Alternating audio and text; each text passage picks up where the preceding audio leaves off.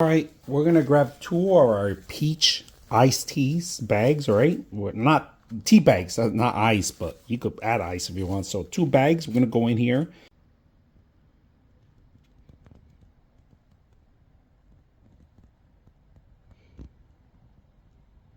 All right, we're gonna make a simple water today. A tea. All right. So you are gonna need a bowl. All right. Put this on the side. And we're gonna cut these. All right, with a sharp knife.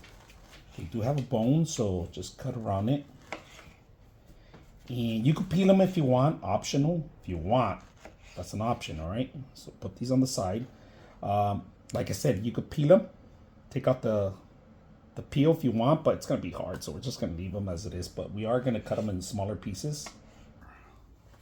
All right, we got them here. We're gonna grab a spoon. We're gonna add some sugar now. Not me, but the real sugar. 2 scoops, one spoon probably. That should do it. 1 spoon. And then we're gonna mix it up. And you're gonna leave this for room temperature, right? And if you don't think they look like slimy, then leave it alone, because what happens, sugar's gonna melt and it's gonna become like a little moisture, like a syrup, all right? And that's what we want.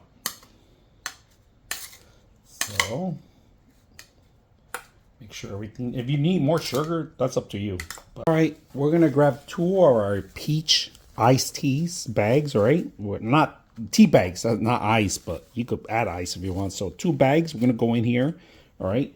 Now, if you guys can see, it's a little syrupy, right? So it's perfect. All the actual sugar has dissolved. All you gotta do is throw it in here. So let's go ahead and throw it in here so you guys can see. So be careful not to let it fall in there.